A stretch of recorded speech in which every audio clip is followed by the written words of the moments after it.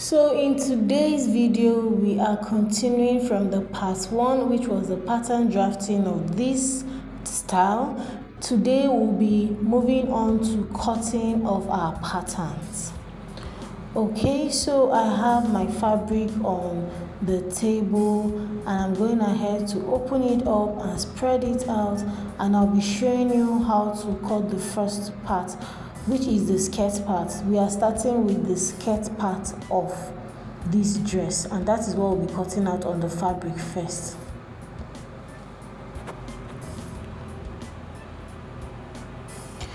Okay, so at this point, please note that you are not folding your fabric into two, of course, because you know that this skirt is an asymmetric skirt part.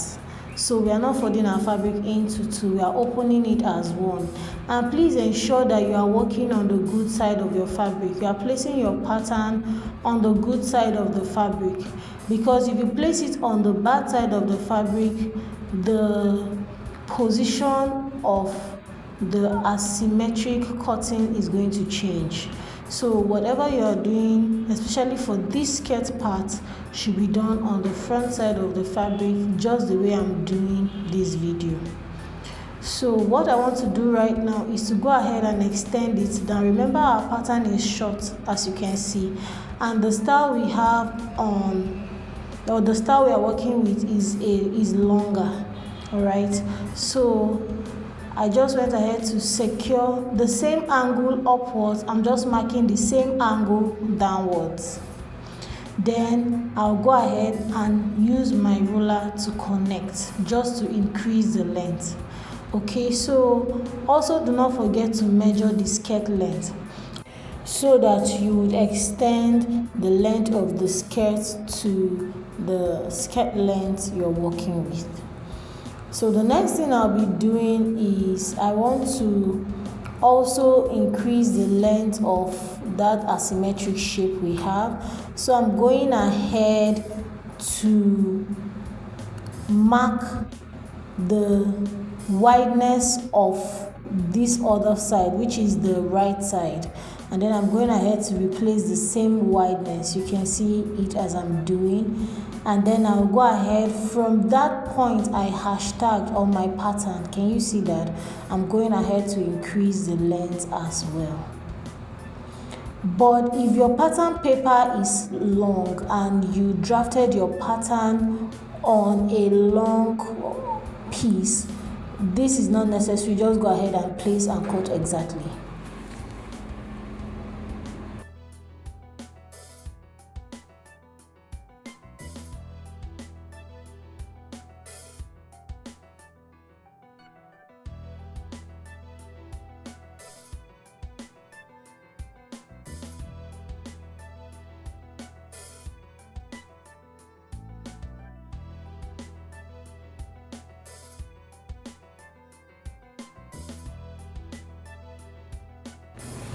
Also, do not forget to add your seam allowance to the length of your skirt, which is very important. You can use a seam allowance of 2 inches.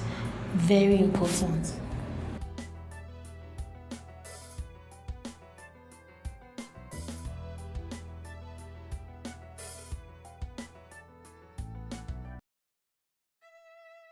The next thing I'll be doing is for the other side of the skirt, which is the main skirt wrap. I'm also going ahead to place it on my fabric. I'm just ensuring that it is accurately placed, as you can see. Then I took the other side, which is the right side of the fabric I just cut earlier, and I placed it to align so that I'll have the same shape on the other side for the left side of the skirt, and I'm going ahead to cut.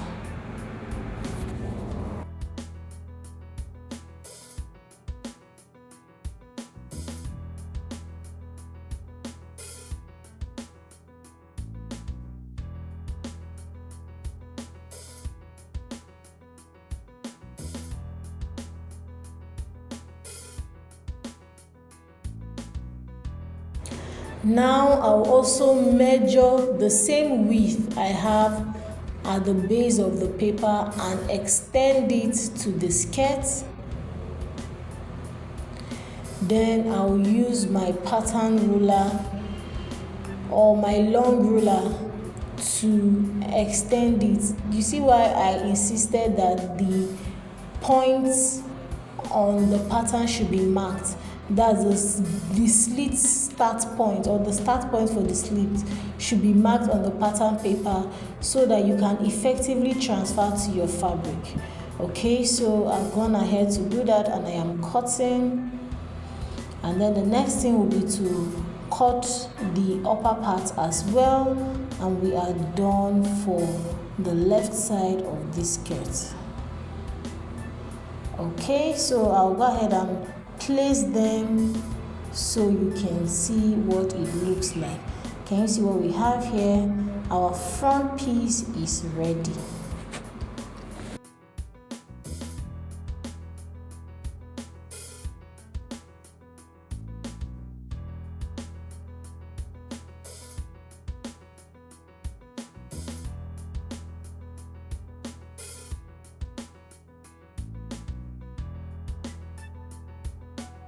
For the back piece, at this point I folded my fabric into two, okay, and I took my back piece and I placed, and then I'm also going to get the front piece, one side of the front piece, so that I'll place as well and get the correct shape for the side.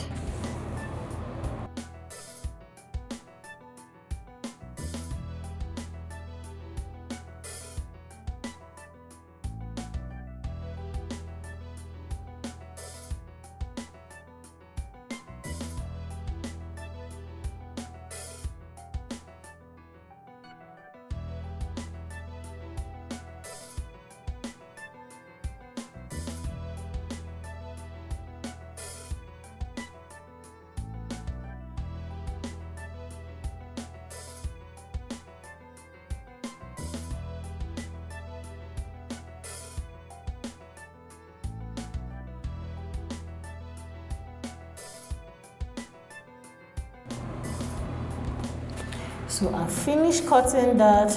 I'll also go ahead and extend the line for the center part of the side piece.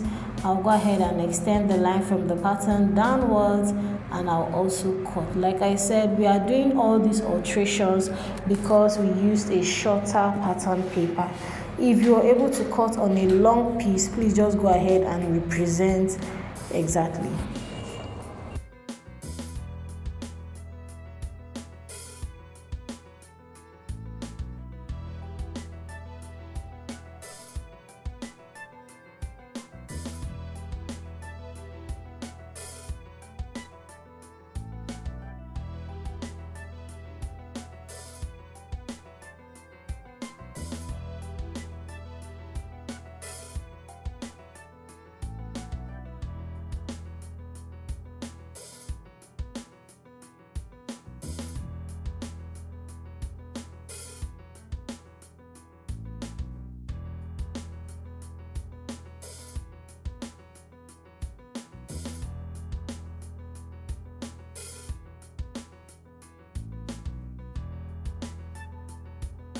Okay, so we are done with that, and this is the lining I'll be working with. I'll just show how to place and cut on your lining. Now when you're placing and cutting on your lining, if you added 2-inch allowance, just fold in 1 inch. Okay, this is basic turning of skirts, so that you don't have the lining popping out. So just fold in 1 inch. So I'll take this to the ironing table and I'll iron all of them. So for all these pieces, for the skirt part, I'll iron 1 inch, and I've gone ahead to do that and I've cut. Okay, and when you're cutting, because the shape of this front part is not uniform, please ensure that the lining is covering the good side, or you have the good side of your fabric covering the lining. Okay, so that you cut and have it in the same position when you're stitching. You don't want to have it at opposite sides. So I've gone ahead to do this and I'm done. Please don't forget to iron a part of your wrapper 1 inch so that you have your lining shorter. It is good to have your lining shorter so it doesn't pop up when the dress is done. I've gone ahead to cut my upper part as well. Just cut the same thing on your fabric. The only thing I did for this pattern was to add 1/2 inch downwards for joining, as you can see. So this pattern has all the allowance we need already, and that is why I just added 1/2 inch downwards for joining, because that's the only allowance we left out. So I've cut the wrapper and the lining. I'm going ahead to show you, and this is it. Now for the front part, you can see I cut the wrapper, and each part for the front has 2 sets of linings. Now look at this. Look at what I did. This is the first set that is carrying the wording, and then the second set that is carrying the paper gum.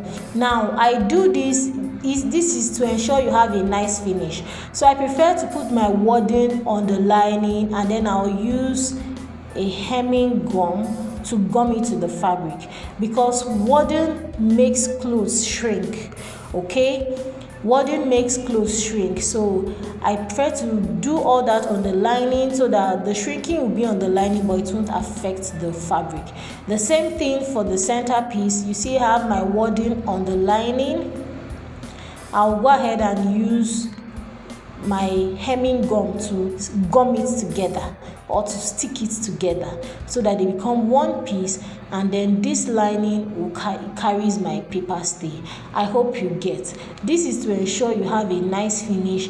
Or you see, when dresses are made and they are shrinking, it is the effect of the wording that is used on them.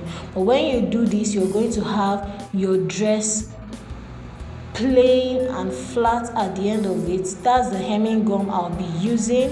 Use this hemming gum to stick your first lining to the fabric so that it doesn't shrink.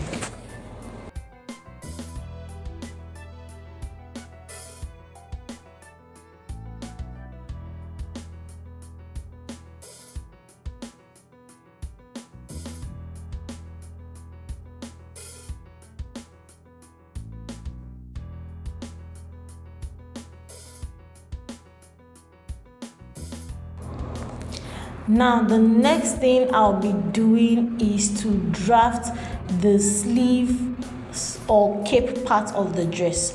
Okay, the cape part that starts from the front all the way to the back. Now what I'm going to show you at this point is this is the back center piece. So to get the length I want for the back, I placed my tape on 16 at the base of the pattern, because my waist is 16 and I got 6 inches, as you can see. And for the front, of course, when you look at the style, you know that the cape came all the way down, and our shoulder to waist for the front is 16. So we have 16 in front and 6 at the back. Okay, so this will inform us on the length. It means I need a cape length of 22 inches, which is 16 plus 6. That gives us 22. Okay, so I'll go over to my fabric and I'm going to show you what to do. So over to my fabric, the width of fabric I have here, I just folded into 2, and I wanted the largest part, which is the center part of the cape, to be 5 inches plus joining allowance 5 1/4 inch. So you can see what I'm doing. From downwards, I marked 7 inches.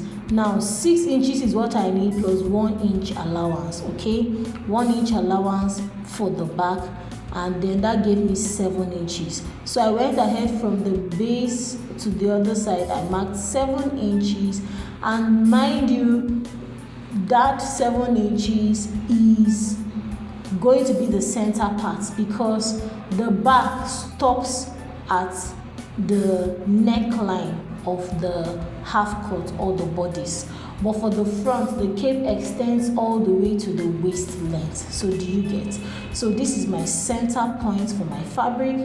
and then I'm also going to, from this point, measure 16 inches plus 1 inch allowance, which is going to be 17 inches. So I have 7 for the back and I have 17 inches for the front. The extra 1 inch is for your allowance.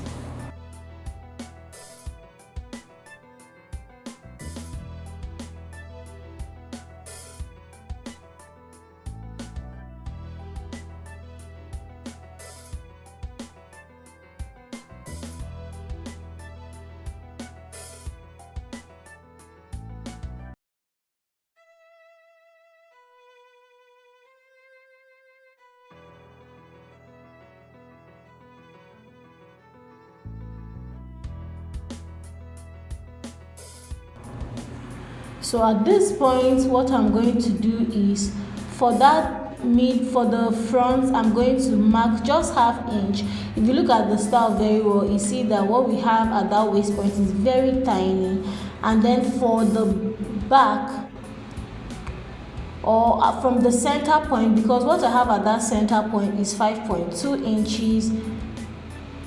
As you can see, I have just 5.2 inches. Okay, if you want yours longer, please feel free to also extend it. Okay, but 5 inch will just work fine for me. So I'm going to have to use my pattern ruler and I'll connect it to the ½ inch I have. That is for the front. Now I'll go over to the back. For the back, I wanted to use 2 inch, but I ended up marking 2.5 inches. But if you feel 2 inches also okay, go ahead to use. Mind you that this is plus the allowance we need. So 2 inch plus the allowance was what made me use 2.5 inches. Okay, and I'll also go ahead and use my pattern ruler and connect the curve, and we are good to go for the cape part. It's that simple. Whatever I've done here, I'll also go ahead and cut a second piece. This is for one side. The second piece, I'll cut it off camera, and then I'll place my paper stay on it. I'm going to use my paper stay on this, and I'll take you to the ironing table and also show you what to do.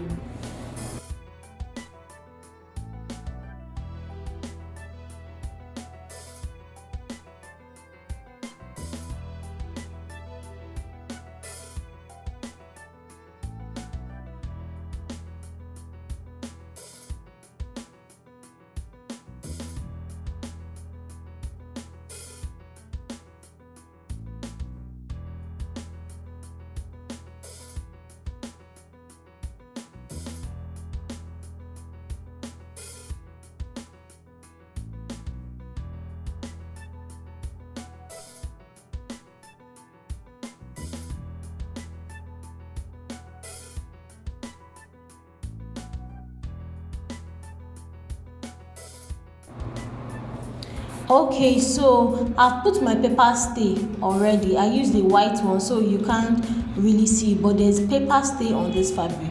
Now what I'm placing on it right now is color gum, not the color gum that is too hard. The color gum, the soft color gum is what I'm using. You know, there are different textures for color gum. So I just cut the center part, okay, because we want the center part to stand. Using paper gum alone is going to make it fall, so we need something to stiffen it. So if you have any wooden or strong paper stay, you can also use as well. Then I want to use my paper gum. This is a black paper gum, okay. Since the white one was disappearing, I decided to use a black one for this illustration so that you can see it properly. So I've divided it, and then I'm going to also divide it into two and gum, and gum the area that has the color gum into the fabric.